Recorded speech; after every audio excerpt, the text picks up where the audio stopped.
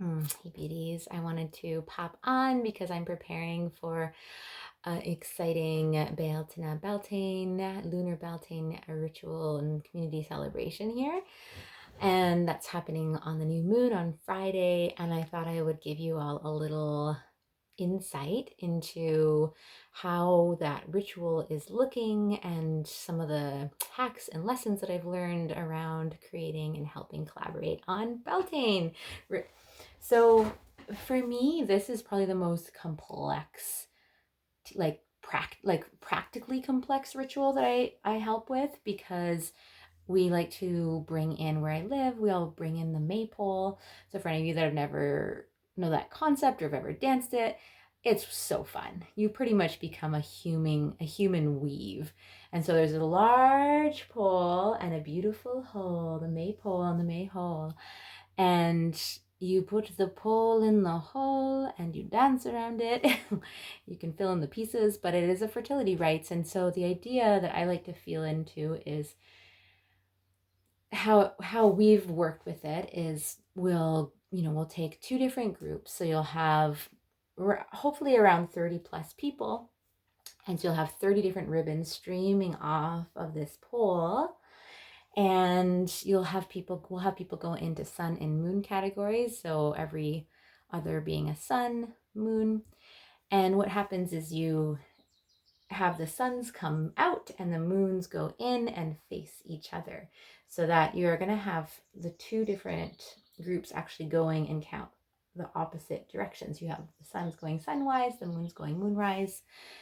And then the process is you are weaving together. You're becoming a human loom. And so that's the basic ideal. I can show you a picture of one.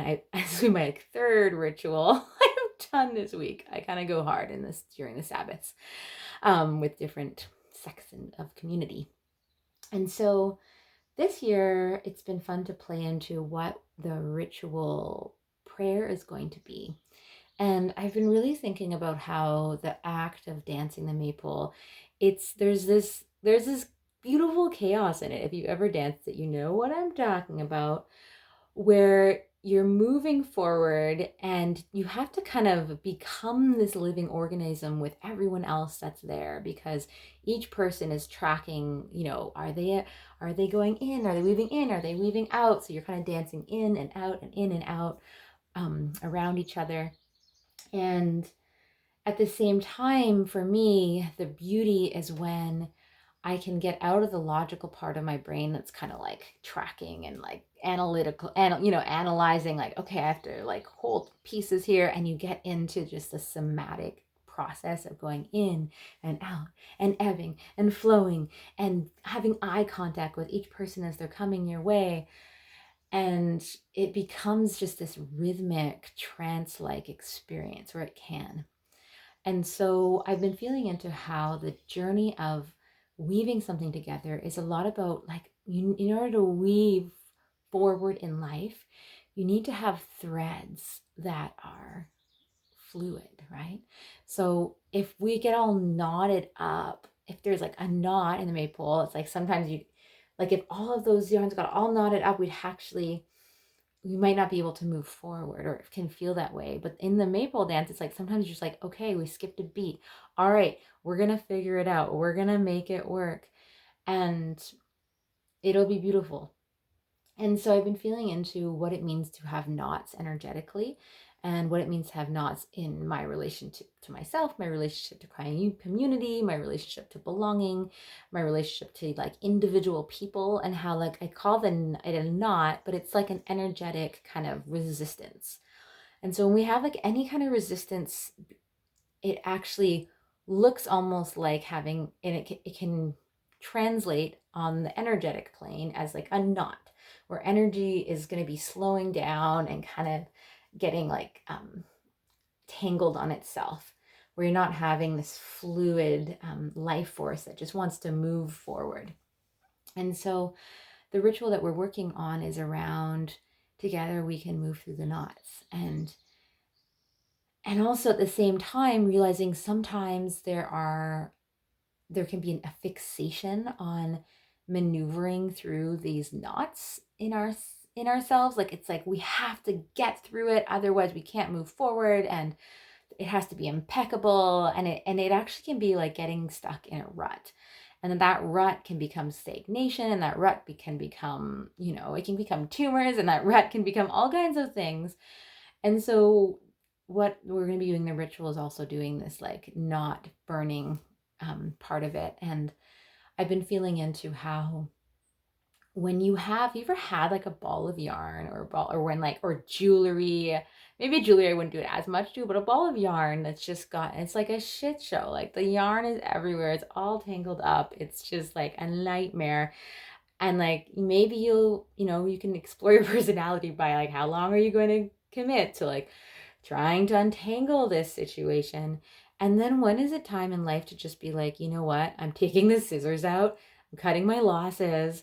I'm going to cut off all this tangle that I just don't have time for. And I'm going to, tie those two strings together. And yeah, maybe that tie, that knot that I'm creating is going to remind me of that moment where I was like, I just had to choose the easy path, which is a really important thing to be able to do for yourself. I feel like there's this whole psychology around making sure that we can, I'll say myself, the importance of like following through and making sure that I'm, can commit and to these whatever comes my way, and I'm going to do my best. And sometimes our best is actually being like, this is not happening. I'm not going to like give any more energy to this situation or to this dynamic or to this relationship because it's too tangled and I just don't have the space for that in myself. And so what does it mean to just find ways of releasing those commitments or agreements? Even if they have felt really aligned at one point, there can be times when we actually have to reassess them because they are becoming a drag on us energetically and emotionally and physically, depending on what those agreements are. So that's gonna be a bit of what we're playing with our ritual is like releasing these knots in ourselves that it's time to let go of, like that little burden that over time actually can become something that rattles your whole life. And so it's like, or that like, it's the last straw on the camel's back, is sometimes it can just be something that feels really small. But when you have a compounding of all these different resistances and like clunky things from all different areas of your life, when they come together, eventually it can be really heavy. Even if you look at them and isolate them singularly, they may just be tiny little moments or altercations or agreements or things that seem light and non-invasive but can really affect you in the long run. So that's what we're going to be playing with. And a song came through. I think maybe I'll put it in this newsletter that I've been feeling into when we're going to be dancing the maypole.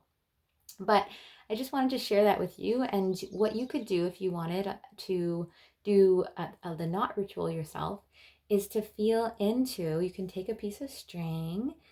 I love red string for this, but any string will do. And you can just start to feel in yourself if there are any knots. You can go through the different qualities, so you can feel like, okay, are there any knots in my relationship to myself? Holding that string, feeling into it, and you can tie that knot. So if you feel it like, oh, I'm like really down on myself, like I've been pushing myself maybe too hard. Maybe I've been having my expectations of myself have been actually not considerate. And maybe that's creating a knot, this expectations of myself. I'm going to tie a knot in here of that feeling of like this pressure that I'm giving myself that's unhealthy. Okay, so going through my relationship to myself.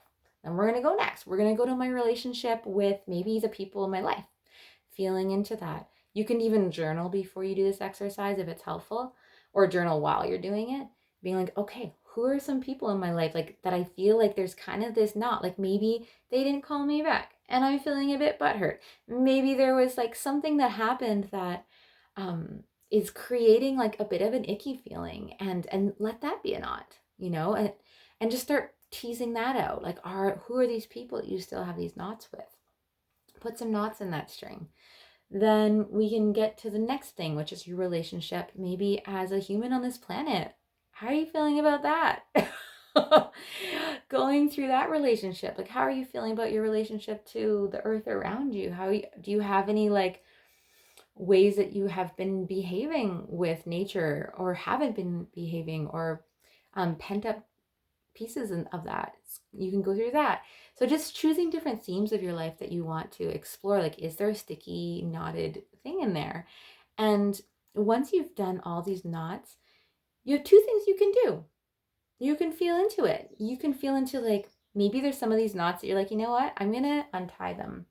I'm going to untie them, and that's going to feel, I feel like I have the space to untie this, and letting yourself have that experience of untying it.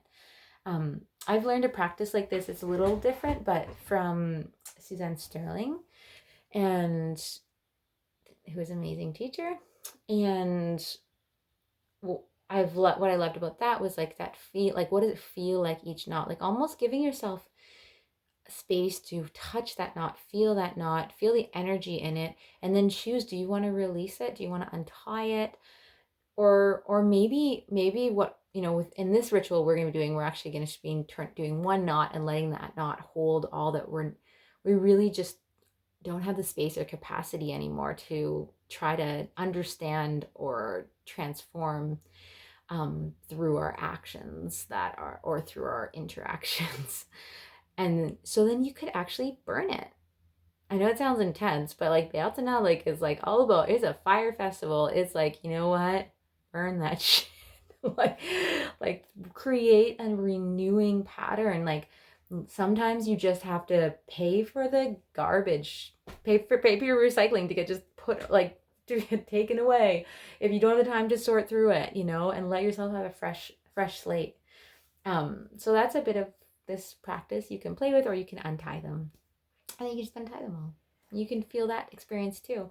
But I do feel like, for the nature of what we're working on with the ritual coming up, is there's some power in just being able to burn it. There's some power in being able to be like, I need a reset. I'm acknowledging the energetic signature I'm holding in this naughty feeling. And I'm going to burn that frequency. I'm going to like burn what I can release in that. It doesn't change, doesn't mean that like that doesn't exist, doesn't mean that you're not going to have these people that maybe you haven't had these follow-throughs with. But what about how that's affecting you emotionally and energetically? How can you relate to that in a way that it's not dragging you down, in a way that you can still greet it as it is, but not having the same residual impact on you? It's an experiment. Tell me how it goes. Curious how that feels. And yeah, I'll leave you with that. Ciao.